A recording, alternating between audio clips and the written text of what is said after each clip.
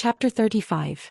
Since the Institute of Biological Sciences had brought in a few professors who had studied abroad, and due to the expansion of enrollment, the Institute of Biological Sciences had decided to redistribute some of its resources, including the faculty's office. The Jiaopa's original office had been allocated to the 3 young lecturers' offices. The Institute of Biological Sciences had also given the Jiaopa a separate office. However, the new office was smaller than the original one. It was less than 10 square meters. At first, the Institute of Biological Sciences was afraid that the Associate Professor Jiao would complain. However, they did not expect the Associate Professor Jiao to express his understanding and move to the new office the next day. Because of this, the Institute of Biological Sciences leaders had a better impression of the Associate Professor Jiao. Of course, the reason why the Associate Professor Jiao moved so easily was definitely not because he cared about the Institute of Biological Sciences higher-ups. Xing Tan could also guess part of the reason. Since the Institute of Biological Sciences had already decided on this allocation, the Institute of Biological Sciences had no choice but to accept it. If they continued to argue, they would be at a disadvantage. Moreover, the Jiaopa was just a small associate professor. However, not only did the Jiaopa agree to move to the new office, but it also did not seem like he was unwilling. The main reason was because of the location of the new office. The new office's window faced south. In the winter, the Institute of Biological Sciences could enjoy the sun very well. Most importantly, the new office was located at the corner of the 2nd floor. There was a big sycamore tree next to the road below the building. The branches of the sycamore tree extended towards the window. It was convenient for Xing Tan to jump out of the window every time he came to look for the Jiaopa. Therefore, many times when Xing Tan was tired and bored, he would run to the Biological Sciences building and jump directly from the sycamore tree to the Jiaopa's office's windowsill. Under normal circumstances, the Jiaopa would not lock the windows. He would only lock the windows when he left at night. Therefore, after Xing Tan jumped onto the windowsill, he could easily use his claws to pry open the screen and the window. The window was flat, so as long as it was not locked, it could be easily opened. There was a small chair beside the Jiaopa's computer in his office. Usually, when the Jiao Yuan and the others were not around, Xing Tan slept on it. Today was the same. Xing Tan accompanied Jiao Yuan and the others to school after taking a nap at home. After that, he ran to the biology building and directly climbed into Jiaopa's office through the window to sleep.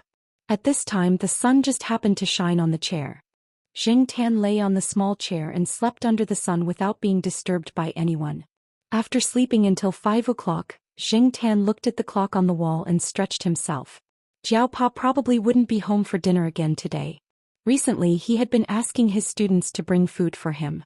Currently, Jiaopa had 3 students under him. One of them was Exin, who was a postgraduate student under him. The other 2 were Jiaopa's students who were doing their undergraduate thesis under him. Recently, Jiaopa had been eating with them. The 4 of them were often busy until midnight. Although Jiaopa had previously said that he would accept a few more postgraduate students this year, when it came to choosing students, he still chose based on his previous standards. Some of the teachers in the institute had several postgraduate students who had already entered the laboratory to follow up on their projects. Jiaopa still only had 1 direct student, Exin. The good students who were about to graduate either went abroad or were taken in by a few big names in the institute. The rest of the students who were slightly better were divided up by the teachers who had more projects and were relatively rich. In the end, Jiaopa did not take a fancy to any of the postgraduate students. He wanted to wait until after the national postgraduate examination to see who had applied for it. In addition to being busy with research projects, Jiaopa also had to pay attention to Yuan Ziyi's company. Yuan Ziyi's company was called Tian Yuan Biology. Tian was taken from a word in Professor Yuan's name, and Yuan was a homonym of Yuan. Xing Tan heard from Jiaopa and Yuan Ziyi that they might set up a special research and development department in the future. However, the company had limited talents now. Many outstanding talents were not willing to join a small company that had just been established. Therefore, for Jiaopa and Yuan Ziyi there was still a long way to go. Associate Professor Jiao bought some of the experimental equipment and supplies from the company. He could use less money to buy more experimental necessities. Yuan Ziyi also expressed his support. If the project was done well, it would be very useful for Jiaopa to become a professor. Associate Professor Jiao also recommended the company to some teachers who wanted to save money on projects. He did not explicitly say that he had a share in the company. Instead, he casually mentioned it when the teachers were chatting. These teachers had a lot of projects in their hands. The funds approved by the higher-ups were in the hundreds of thousands or even millions. They wanted to make a fortune with these funds and buy equipment and supplies. Associate Professor Jiao and Yuanzi knew the trick, so they did not say much. After waiting for another 10 minutes, when the hour hand pointed to 6, Xianxia jumped out of the window. He closed the window and went home for dinner. After dinner he continued to hang out outside. During this time Huang was under strict supervision. However, the sheriff and Depeng were still the same. They played with Xianxia until late at night. Because of the cold weather, except for some students who came out for classes and self-study, many places were empty at night. This was a good thing for the cats. At least no one would disturb them when they were playing. Occasionally they would run into young couples who were doing something they liked in a remote corner. At that time Xianxia would hide and watch them. He missed his old self. When he first entered university he often asked a few girls to play in a remote corner of the school. It was new and exciting. Every time he encountered such a thing, Xianxia could not help but wonder why he did not pay attention to whether there were cats peeping around when he was doing things. Maybe even if he saw a cat in the past, Xianxia would not have taken it seriously. Xianxia brought the sheriff and Depeng to the forest where he usually climbed trees. During this period of time they played here at night. There were some cats from other places. Some were cats raised by the staff in the logistics department, and some were cats from outside the school. After all, this was the edge of Tsinghua University. It was very close to the side door. Many cats from outside the school often came here to play. When there were many cats it was natural to fight. Anyway, the sheriff had fought many times. As for Depeng, it was still the same. No one dared to provoke it and it was too lazy to care about other cats. Xianxia had fought once and it started with a female cat. Xianxia swore that he had no interest in that female cat. In his heart, Xianxia still saw himself as a human. He could not get excited about a cat. He would rather go to a remote corner of the school to see those live sex scenes. However, that female cat came up to Xianxia and this made Xianxia hostile. Therefore Xianxia fought with the cat that came from outside the school. Actually, it was not really a fight. Xianxia slapped the cat and the cat rolled away. He did not control his strength well and used a little too much strength. Therefore when the cats that saw that scene saw Xianxia again they all retreated. The cat that was slapped by Xianxia did not come to the forest for a long time after that. Later, even if it came, it did not dare to provoke Xianxia. In the forest at night, other than the rustling and falling sounds caused by the wind, there was also the sound of cats scurrying in the forest. Cats could express their feelings in a direct way, but they could also be shy. Two cats that got along well would lick each other's fur. As they licked, they might bite each other. As they bit, they would kick their legs and fight. After the fight, they would stay together and be lovey-dovey. Therefore, Xianxia would often see two cats chasing each other in the grass. He would hear the screams of a cat being bitten. Then not long after, the two cats would lick each other's fur again. In the grass under the tree, cats were running around and from time to time they could be heard meowing. Xianxia did not care about them. Xianxia liked this kind of night when he was not disturbed. Under the cover of the night, even if his behavior was shocking, he would not be discovered. This way he could run around without fear. The cats scurried in the bushes while Xianxia scurried from tree to tree like a monkey. Under the moonlight, one could only catch a glimpse of a blurry shadow. If one did not look closely, one would not be able to see it. Night black cats. Xianxia quickened his steps. The sense of security and self-satisfaction of standing at a high place made Xianxia unwilling to stop. He ran along the branches and when he was about to reach the top he jumped onto another tree.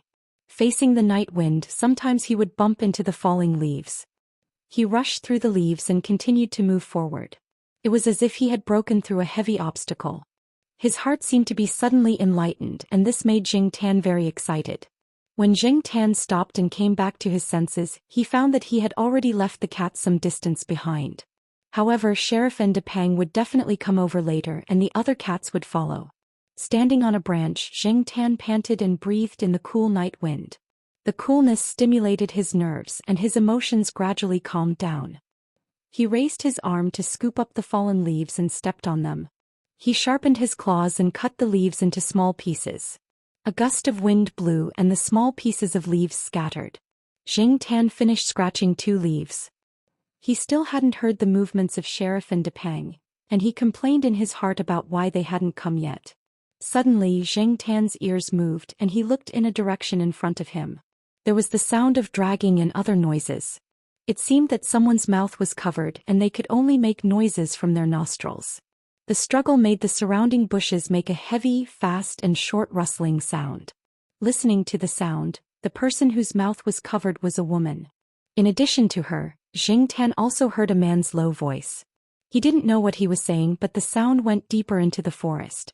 Zheng Tan lightened his steps and carefully jumped onto another tree. Under the cover of the sound of the night wind blowing the leaves, he moved in that direction. Soon Zheng Tan understood what had happened. In fact, even if he didn't see it with his own eyes, Zheng Tan could guess. Every university had one or two doctors' roads. This wasn't a good term. In fact, this term was full of sarcasm. In many high schools, especially those with a larger area, there were one or two remote areas that were far from the center of the school. Once in a while, bad things would happen. The most typical cases would be rape and rape. For those victims, the university would give different degrees of compensation according to the severity of the situation. For example, the university would pay for postgraduate studies and doctorate studies. Over time, this area with high incidence of accidents was given a doctor's road, or some other name by the students. As Zheng Tan often wandered around this area, she heard the conversations of the students and school staff who were resting here. There were many gossips about this kind of incident. Tsinghua University used to have a lot of incidents in this area. Because it was located in a remote area, there were many half-abandoned old houses around. The history was too long, so the original plan wasn't suitable for the current situation. There were too many turns on the road. Other than some necessary engineering vehicles, private cars were unwilling to use this area. The surrounding streetlights were often smashed. After being repaired, they would be smashed again in less than a week. No one knew who did it. The university's broadcast system would also be destroyed. No one could catch the culprit and no evidence could be found. Later on, the university simply didn't care. They just asked some homeroom teachers or counselors to tactfully tell the students not to go to these remote areas alone at night. This forest was one of the areas they were told to pay attention to. This was also the reason why Zheng Tan rarely saw female students in this forest. Perhaps this was also the reason why the university demolished the surrounding old houses and built new ones to attract more people.